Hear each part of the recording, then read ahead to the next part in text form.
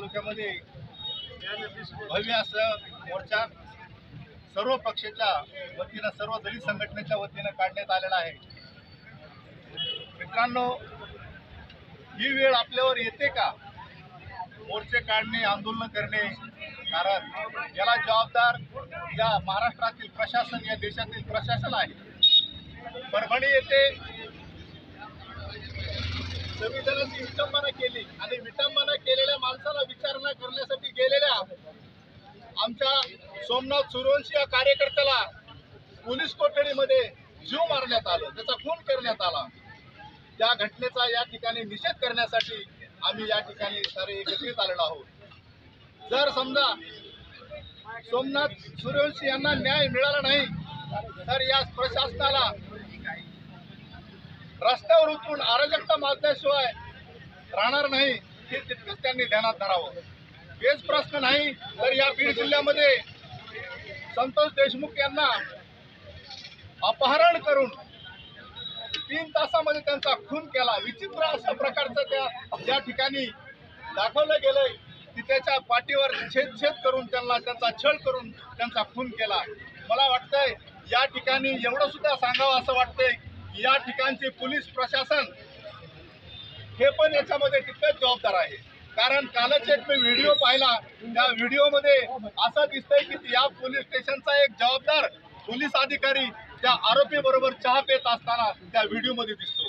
मग मला असं म्हणायचंय की या पोलीस स्टेशन मधील काही पोलीस कर्मचारी सुद्धा याच्यामध्ये सहभागी असू शकतात आणि त्यांचे सुद्धा कॉल रेकॉर्डिंग चेक करावी ही माझी शासनाला विनंती आहे। त्यामुळे हे राहिलेले उर्वरित जे आरोपी आहेत ते सापडण्यास आपल्याला मदत होईल। या प्रसंगी एवढंच मी बोलू इच्छितो, लवकरच जर या प्रशासनाने या सर्व घटनेची गांभीर्यानं चौकशी नाही केली, हा प्रकार गांभीर्यानं नाही घेतला तर जनता रस्त्यावर आल्याशिवाय राहणार नाही। जय भीम। यानंतर सर्व भीमसैनिकांचं सर्वप्रथम मी आभार व्यक्त करतो की कमी वेळात सर्व समाज बांधवापर्यंत आमची सर्व तालुक्याची टीम पोचली आणि त्यांना प्रतिसाद देऊन या ठिकाणी मोर्चामध्ये मोठ्या संख्येने सहभागी झालं। खरं तर जर कारखाना जर गेला नसता आणि सगळे आमचा समाज जर या ठिकाणी आपल्या आपल्या गावात जर राहायला आला असता तर या ठिकाणी मी दाव्याने सांगतो की 100% हे केस पूर्ण निळ्या वादळाने भरून गेलं असतं, निळ्या वादळाने भरून गेलं असतं। आणि ज्यावेळी हे वादळ या तहसीलमध्ये धडकलं असतं तर त्या टायमाला या प्रशासनाच्या चड्ड्या पिवळ्या झाल्या असत्या। बंधूंनो, या ठिकाणी जेव्हापासून या 2 कुबड्याचं सरकार, या हाफ चड्डीवाल्याचं सरकार, हे फडणवीस सरकार ज्यावेळी या सत्तेमध्ये बसलं, या सत्तेमध्ये बसल्याच्या नंतर या ठिकाणी या फडणवीस सरकारने आमच्या दलित असतील, बहुजन असतील, ओबीसी असतील, अल्पसंख्याक असतील, आमच्या सर्व बहुजन समाजावर एक अन्याय अत्याचार करायला सुरुवात केलेली आहे। बंधूंनो, या फडणवीसने जशी शपथ घेतली, या फडणवीस जसा मुख्यमंत्री झाला तसाच याने परभणी या ठिकाणी जिथं एका मातेपुरीने संविधानाची प्रतिकृती अपमान केला होता त्या ठिकाणी मात्र तिथं कोम्बिंग ऑपरेशनच्या नावाखाली आमच्या निष्पाप भीमसैनिकावर दंगलीचे खोटे गुन्हे दाखल केले। गुन्हे दाखल केले तर केले, पण कोम्बिंग ऑपरेशनच्या नावाखाली या फडणवीस सरकारने लोकांना, जे सुशिक्षित आमचे सगळे युवक होते, जे शाळा शिकत होते, ज्यांना भविष्यात नोकऱ्या लागत होत्या, अशा सर्व भीमसैनिकांना यांच्यावर खोटे गुन्हे दाखल केले। खोटे गुन्हे दाखल करत असताना त्या ठिकाणी आमचे सूर्यवंशी, सोमनाथ सूर्यवंशी, तुम्हाला एक सांगतो, ते वडार समाजाचे होते। वडार समाजाचा एक आंबेडकरी विचाराचा तरुण, वडार समाजाचा एक निळा झेंडा ज्यांनी हातात घेतलेला तरुण, तो आंदोलनामध्ये सहभागी झाला होता।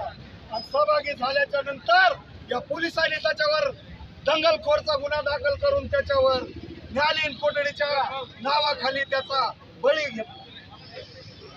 बंधूंनो, मला वाटतं की कुठंतरी इतर समाज ज्यावेळी आमच्या आंबेडकरी चळवळीमध्ये सामील व्हायला लागतो तर इतर समाजाचा बळी घेऊन यांना कुठंतरी आंबेडकरी चळवळ दडपण्याच्या प्रयत्नामध्ये या ठिकाणी हे सरकार सातत्यानं काम करत आहे.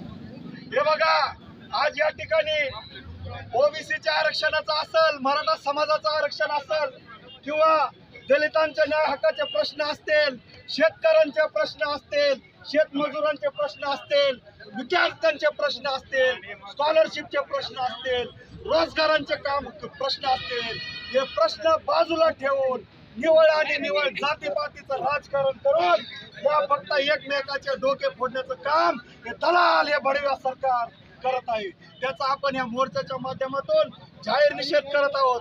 तरी या ठिकाणी मी जास्त न बोलता आज या ठिकाणी आम्ही सर्व बहुजन समाजाच्या वतीने, सर्व आंबेडकरांच्या वतीने या ठिकाणी आम्ही सर्व सोमनाथ भाऊ सूर्यवंशी आमचे शहीद भाऊ यांना सुद्धा भावपूर्ण श्रद्धांजली अर्पण करतो. तथा आमचे देशमुख साहेब ज्यांचं अपहरण करून त्यांचा खून करण्यात आला त्यांना सुद्धा मी भावपूर्ण श्रद्धांजली अर्पण करतो.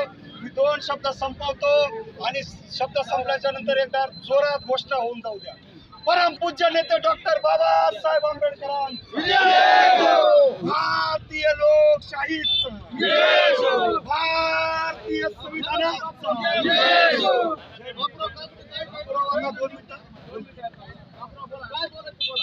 बोला. या ठिकाणी जमलेलो आहे.